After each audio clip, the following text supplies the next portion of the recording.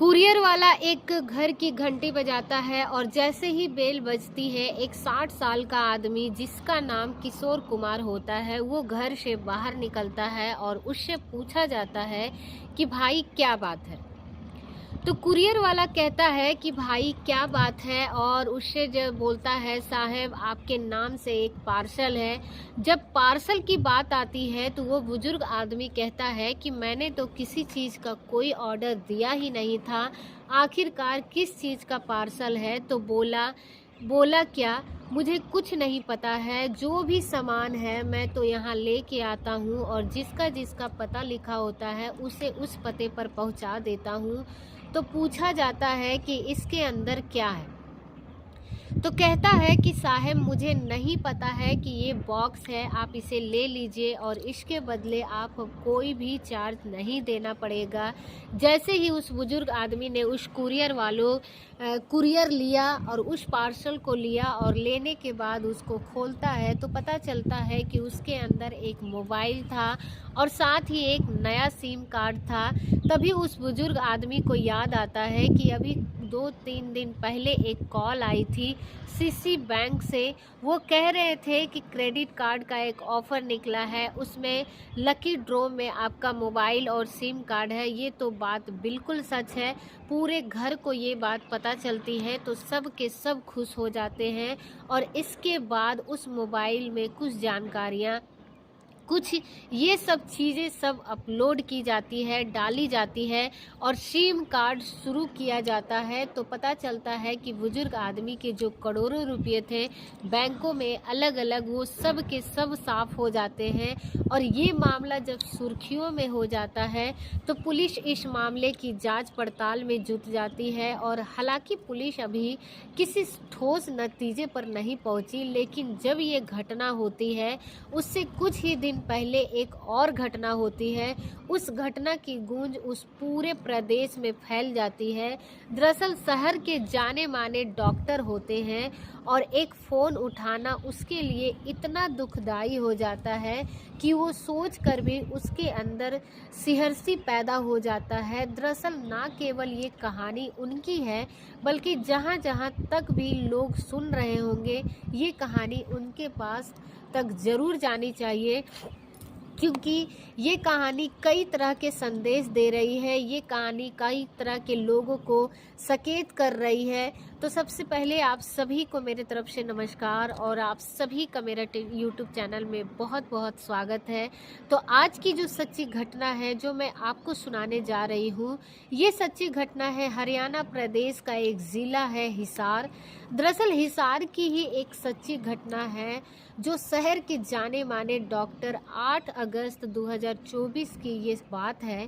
शाम के लगभग 4:30 बजे के आसपास का वक्त हो रहा होगा। वो अपनी कोठी में सोए हुए थे और इतने इनके पास अचानक ही एक व्हाट्सएप से कॉल आता है। जो डॉक्टर साहब होते हैं वो एकदम उठकर बैठते हैं और पूछते हैं कि क्या बात है, आपको किससे बात करनी है। तो वो उधर से एक लड़की है, वो कहती है कि मुझे आपसे ही बात करनी है। तो पूछा जाता है कि तुम कौन हो, कहाँ से बोल रही हो। तो वो कहती है कि मैं राजस्थान से हूँ, कोटा से, आपने सुना होगा, मैं वहीं से बात कर रही हूँ। नाम मेरा कविता अग्रवाल है। और जैसे ही कविता अग्रवाल ने बातचीत की बात शुरुआत की थी, डॉक्टर साहब को लग रहा था कि शायद आपको गलतफहमी हो गई है, आपको पता नहीं है कि मैं कौन हूँ। तो वो पूछती है कि मैं नहीं जानती हूँ कि आप कौन हो, लेकिन आप बहुत अच्छे आदमी लगे, आपसे बात करने का मेरा मन कर रहा है। बातचीत से पता चलता है कि वो शहर के जाने माने डॉक्टर हैं और उम्र उनकी 73 साल के आसपास है। लड़की ने कहा कि मुझे उम्र से कोई मतलब नहीं है।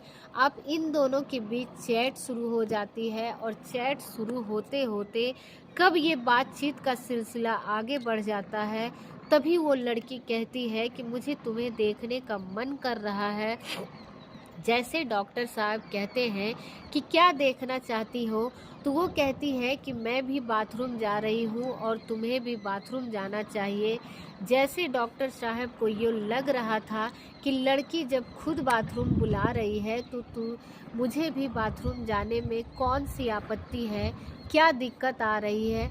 अब डॉक्टर साहब सीधा अपने बाथरूम पहुंच जाते हैं और लड़की जैसे जैसे हरकतें वो कर रही थी, जैसे जैसे एक एक कपड़े को वो अपने तन से जुदा कर रही थी, ठीक डॉक्टर साहब भी वैसे ही करने लगते हैं। अब इसी तरह से करते करते जब दोनों ही बिल्कुल नग्न अवस्था में हो जाते हैं, बिना कपड़े के हो जाते हैं, तो डॉक्टर साहब फिर बाद में लगभग 6 मिनट 54 सेकेंड तक ये कॉल चलती है और उसके बाद डॉक्टर साहब जैसे ही अपने निवस्त्र हो जाते हैं और बाद में वो कपड़े पहन लेते हैं, कॉल कट हो जाती है और कॉल कट होने के बाद कुछ देर के बाद फिर से कॉल आती है। लड़की कहती है कि जितने भी लम्हे थे, जितने भी ये बातें थी 6 मिनट 54 सेकेंड के, मैंने सब कुछ रिकॉर्ड कर लिया है। मुझे पैसे चाहिए। पैसे वाली बात जब आती है तो वो पूछते हैं कि कितना पैसा चाहिए, तो वो कहते हैं कि मुझे कुछ पैसे चाहिए। तो डॉक्टर साहब कहते हैं कि मैं तो कोई यूपीआई वगैरह नहीं चलाता हूँ, ऑनलाइन कोई ट्रांजैक्शन नहीं करता हूँ, इसीलिए मैं कहाँ से पैसे दूंगा। और जैसे ही ये बात आती है तो वो लड़की इतना गुस्से में आंख बबूला हो जाती है। वो कहती है कि आपको पता नहीं है कि जब ये वीडियो सोशल मीडिया के अलग अलग प्लेटफॉर्म पर वायरल हो जाएगी, तब आपको पता नहीं है कि शहर के जो जाने माने लोग हैं, आपको जो जानते हैं, आपको जो इतनी प्रतिष्ठित हैं, आपके चाहे वो राजनीतिक में हो, चाहे वो प्रशासन में हो, या फिर चाहे वो शासन में हो, जहाँ जहाँ तक आपकी पहुँच है वहाँ वहाँ ये लोग आपको बिना कपड़े के देखेंगे और बिना कपड़े के जो आप इतनी गंदी संदी हरकतें कर रहे थे वो सब देखेंगे, तो शायद आपकी जो इज्जत है वो मटिया मिट हो जाएगी। अब डॉक्टर साहब की इतनी बात सुनने के बाद उस लड़की का फ़ोन कट हो जाता है और जब फ़ोन कट होता है तो डॉक्टर साहब थोड़ी देर के लिए सोचने पर मजबूर हो जाते हैं कि आखिरकार ये लड़की कह क्या रही थी और क्यों चली गई। और कुछ देर के बाद जब डॉक्टर साहब को होश आता है तो उन्हें लगता है कि कुछ गलत ज़रूर हुआ है। तभी उस लड़की को वापस कॉल करते हैं, लेकिन उसका नंबर स्विच ऑफ आ रहा था। और इस तरह से जब नंबर स्विच ऑफ आ रहा था तो डॉक्टर साहब परेशान हो जाते हैं और 8 तारीख यानी कि 8 अगस्त 2024 की ये घटना होती है और 9 अगस्त बीत जाता है, 10 अगस्त बीत जाता है, लेकिन कोई कॉल नहीं आ रही थी। डॉक्टर साहब कॉल करने की कोशिश कर रहे थे तो कॉल लग भी नहीं रहा था और इसी तरह से 11 अगस्त भी बीत जाता है। अब जब 11 अगस्त हो जाता है तब डॉक्टर साहब को लगता है कि ये सब फेक था, कोई दिक्कत नहीं है, कोई परेशानी नहीं है, अब कोई टेंशन नहीं है, क्योंकि 3-4 दिन इस घटना को हो चुके थे, इस पूरे वाक्य को बीत चुके थे। अब अगले ही दिन यानी कि 12 अगस्त 2024 को दोपहर 12-1 बजे के आसपास का वक्त हो रहा था, एक वीडियो कॉल आता है और वीडियो कॉल को जैसे ही डॉक्टर साहब ने ओके किया यानी कि सुनने के लिए, उन्होंने देखा तो सामने एक ऑफिसर की वर्दी पहना हुआ है और वो सामने से एक व्यक्ति जिसका नाम बताता है अपने आप को, वो राम पांडे कहता है कि मैं सीबीआई से सब इंस्पेक्टर बात कर रहा हूँ। डॉक्टर साहब, आपकी एक वीडियो है जो सोशल मीडिया पर वायरल हो रही है, आप इस रूप में बिल्कुल भी अच्छे नहीं लग रहे हैं। जैसे ही डॉक्टर साहब ने उस वर्दी पहने हुए व्यक्ति को देखा, डॉक्टर साहब डर जाते हैं, घबरा जाते हैं और थार थार कांपने लगते हैं। तभी वो जो है सीबीआई का ऑफिसर होता है और कहता है कि आपको परेशान होने की ज़रूरत नहीं है, मैं दरअसल आपको परेशान नहीं करना चाहता था, लेकिन मेरी मजबूरी है क्योंकि ये वीडियो मेरे पास आया है, शिकायत मेरे पास आई है, मुझे कार्रवाई तो करनी ही पड़ेगी। इसीलिए मैं नहीं चाहता था कि आपके ऊपर कोई बड़ी कार्रवाई हो। जिस जिस तरह से आप एक प्रतिष्ठित व्यक्ति हैं, आपका शहर में नाम है, आप इस हिसाब से आपको मैं थोड़ी सी राहत दे सकता हूँ। और राहत के नाम पर ये है कि ये वीडियो कर रहा हूँ जो आपसे बात करेंगे, आपसे दोनों जानों की किस तरह से तरकीब से इस मामले को सेटलमेंट हो सकता है। जैसे ही राम सिंह यादव का कॉल उस डॉक्टर साहब के पास पहुंचता है, डॉक्टर साहब को देखकर वो पहले तो डरता है, धमकाता है, उसके बाद कहता है कि तुम्हें शर्म नहीं आती है, इस उम्र में तुम इस तरह से एक लड़की के सामने बिल्कुल नंगे हो जाते हो। और तभी डॉक्टर साहब कहते हैं कि अब जो गलती हुई है उसके लिए मुझे माफ़ कर दीजिए, अब मुझे बताइए करना क्या होगा। बात करने के लिए आती है तो कहते हैं कि आपको 2 लाख रुपये अभी के अभी जमा करने होंगे, और आप जमा कर दोगे तो ये वीडियो यूट्यूब से डिलीट हो जाएगी। और अपनी ही पत्नी के अकाउंट से 2 लाख को आरजीएफ कर देते हैं, ट्रांसफ़र कर देते हैं। उसके बाद फिर थोड़ी तसल्ली हो जाती है, लेकिन तसल्ली नहीं हुई थी, समस्या तो यहाँ से बढ़नी शुरू हुई थी। और अब ये सीबीआई का जो लेकिन तसल्ली नहीं हुई थी, समस्या तो यहाँ से बढ़नी शुरू हो गई थी। अब ये सीबीआई के जो सब इंस्पेक्टर साहब होते हैं राम पांडे, फिर से फ़ोन आता है और राम पांडे कहते हैं कि डॉक्टर साहब एक बात बताओ, ये वीडियो आपने यूट्यूब से इंस्टाग्राम के यूट्यूब के पे 1-2 लाख रुपए तो जमा करने पड़ेंगे, और इस अकाउंट के अंदर आपका जो भी पैसा जमा करने होंगे, जब जमा कर दोगे तो आपकी काफ़ी हद तक राहत मिल जाएगी। जब डॉक्टर साहब को ये बात सुनते हैं तो मिली यानी कि एक आधा दिन बीत जाता है। जब डॉक्टर साहब कहते हैं कि ठीक है मैं कर देता हूँ, डॉक्टर साहब ने 2 लाख रुपया और जमा करवा दिए, और इस तरह से खाता बताया जाता है उसमें जमा कर देते हैं। अब ये 14 अक्टूबर 2024 का ये वाक़या है। डॉक्टर साहब के पास फिर से राम पांडे का फ़ोन आता है। सीबीआई का जो ऑफिसर था वो कहता है कि डॉक्टर साहब मैं आपसे बस एक बात कहना चाहता हूँ, अगर एक समस्या का अस्थायी रूप से ही समाधान निकल दिया जाए तो भविष्य में कभी आपको ये वीडियो दिखेगा ही नहीं, तो कितना अच्छा हो जाएगा। आप भी सिक्योर हो जाएंगे और कभी ये वीडियो सामने आएगा ही नहीं। यदि किसी को भी एक प्लेटफॉर्म पर ये वीडियो अपलोड हो जाता है तो वहाँ से डाउनलोड करने के बाद कोई कहीं भी इसको डाउनलोड कर सकता है, अपलोड कर देगा, और ये दिक्कत आपके लिए खड़ी हो सकती है। जैसे ही डॉक्टर साहब ये बात सही सुनी, उन्होंने कहा कि बताइए मुझे करना क्या होगा। उन्होंने कहा कि 25 लाख रुपए का नहीं, डॉलर का, यानी कि अमेरिका का जो करेंसी होती है उसके हिसाब से एक स्टेप खरीदना पड़ेगा, यूएसए डॉलर। जब ये बात आती है तो कहते हैं कि मुझे ये कैसे क्या करना पड़ेगा, बोलो तुम्हें कुछ नहीं करना पड़ेगा, बस तुम्हें $5000 जो होते हैं उनको इस खाते में आपको डालना है, यानी कि लगभग कुछ लाख पैसे एक साथ एक खाते में डालने थे, और उनका एक साथ तो नहीं डाल सकता, अगर मैं 2-4 बार में करके डालूं तो कैसा रहेगा। कहते हैं ठीक है कोई बात नहीं है, पैसे चाहिए बस आप चाहो तो 2 बार में डालो या 4 बार में डालो, मुझे कोई फ़र्क नहीं पड़ता है। और इसी तरह से 14 अगस्त 2025 को आखिरकार उस बुजुर्ग आदमी ने, उस डॉक्टर ने एक खाते में डाल देता है, और अलग अलग खाते से 16 अगस्त को फिर 3 निकलता है।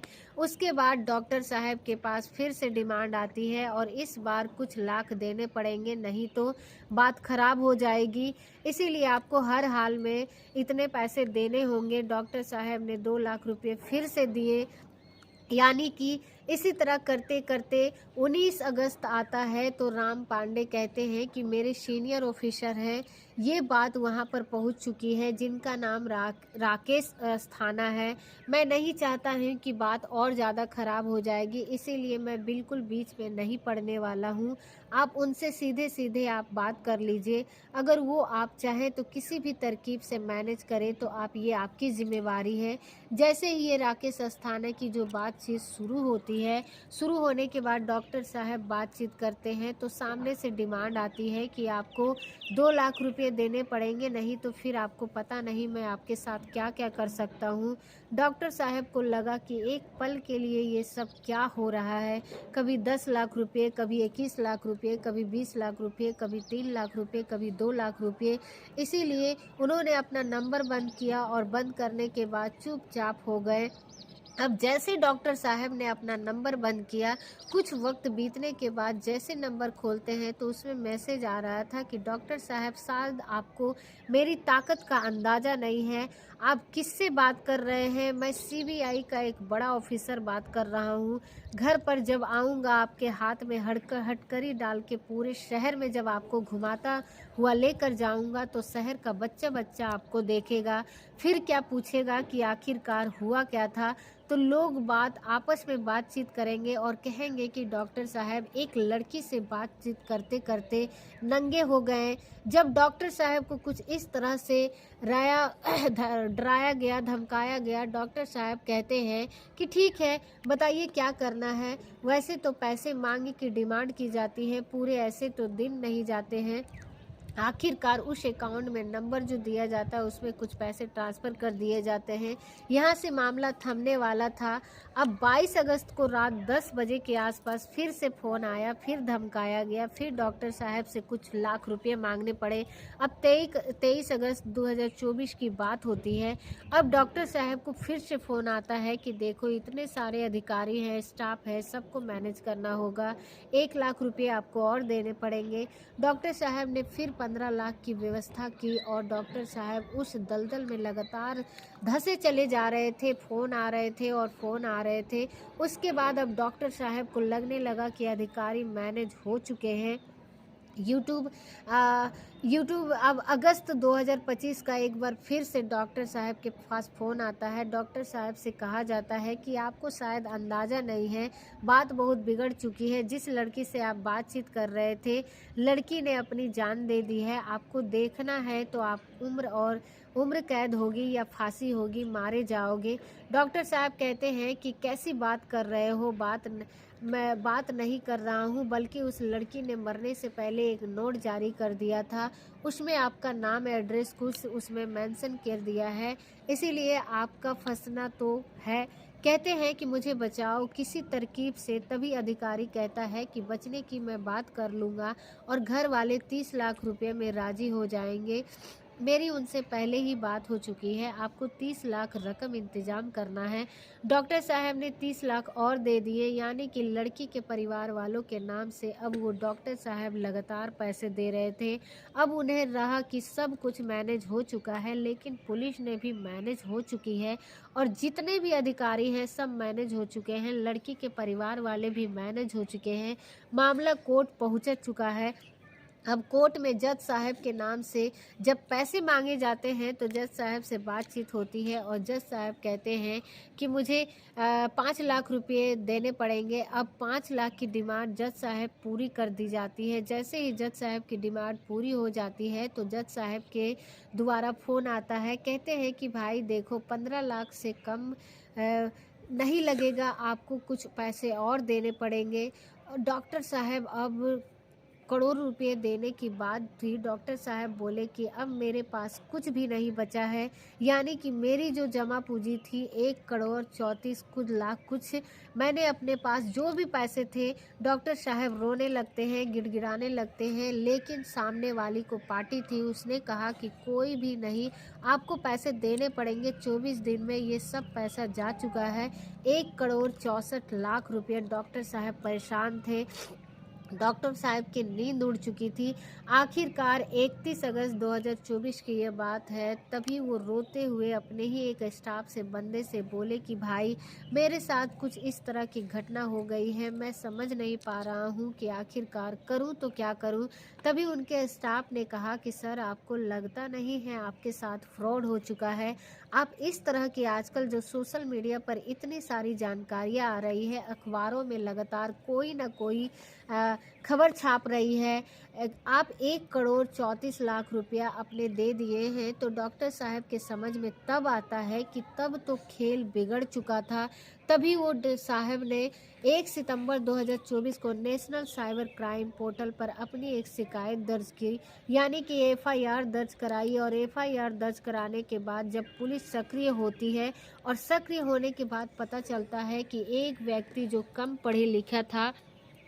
पढ़े लिखे व्यक्ति ने जब स्वैग रचा, सब कुछ किया, उसकी पत्नी को भी पुलिस ने फिर गिरफ्तार किया और एक 8 साल का उसका बच्चा भी है। मामला फिर कोर्ट पहुंचता है।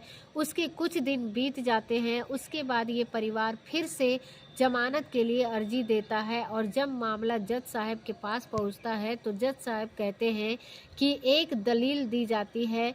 महिला कहती है कि साहब मैं तो अनपढ़ हूँ, मेरा कोई दोष नहीं है, मेरा तो इसमें एफआईआर के नाम पर भी नहीं है, मेरा 8 साल का बच्चा है, जो भी दोष है मेरे पति का दोष है, आप मुझे जमानत दे दीजिए। लेकिन पुलिस ने उसको भी गिरफ्तार कर लिया था। तब वो पुलिस ने वकील साहब से दलील लेते हैं और ये महिला अगर घर से यहाँ से कि जेल से बाहर जाएगी तो हो सकता है कि ये सबूतों के साथ छेड़छाड़ करे, इसीलिए इसको जमानत नहीं देनी चाहिए। तभी हरियाणा और पंजाब के जो कोर्ट होता है, हाई कोर्ट होता है, वो जमानत देने के लिए महिला को साफ इनकार कर देता है। यानी कि 21 जनवरी 2025 को उस महिला की जमानत याचिका खारिज की हो जाती है। मामला अभी कोर्ट में विचाराधीन चल रहा है। लेकिन जिस तरह से उस महिला के पति ने एक अच्छे खासे शहर के जाने माने डॉक्टर के साथ ये छल किया, वो वाकई उस इलाके में बहुत ज़्यादा चर्चित घटना में से एक घटना बन जाती है। दोस्तों, इस पूरे घटनाक्रम को सुनाने का उद्देश्य किसी को परेशान करना नहीं, किसी का दिल दुखाना नहीं, बल्कि आपको जागरूक करना है, आपको सचेत करना है। और इस तरह की अगर आपके पास किसी की कॉल आती है तो इन सब तरह की कॉलों को इग्नोर करना चाहिए। और वैसे भी आजकल लगातार फ़ोन पर साइबर क्राइम वाले से संपर्क सतर्क किया जा रहा है, तो इसीलिए ऐसे लोगों से बचे रहने की ज़रूरत है। कहीं आप डॉक्टर साहब की तरह और बहलोर की रहने वाले किशोर की तरह, जिनको एक फ्री में फ़ोन मिल जाता है और उनके करोड़ों रुपए निकल जाते हैं, लगभग उनके भी 2.5 करोड़ रुपए निकल जाते हैं। और यही 2,80,00,000 के आसपास उनके मोबाइल जो फ्री का मिला हुआ था उसमें चले जाते हैं। तो उम्मीद करते हैं कि आपको ये वीडियो बहुत ही ज़्यादा पसंद आया होगा और आप लोग भी समझ गए होंगे, आप लोग भी अच्छी तरह से जानकारी आपको मिल गई होगी कि ऐसे कॉल पे विश्वास न करें। और किसी भी तरह अगर ऐसे कॉल आते हैं तो इग्नोर करना सीखें। मिलते हैं ऐसे ही किसी नए वीडियो के साथ, तब तक के लिए आप सभी लोगों का बहुत बहुत धन्यवाद।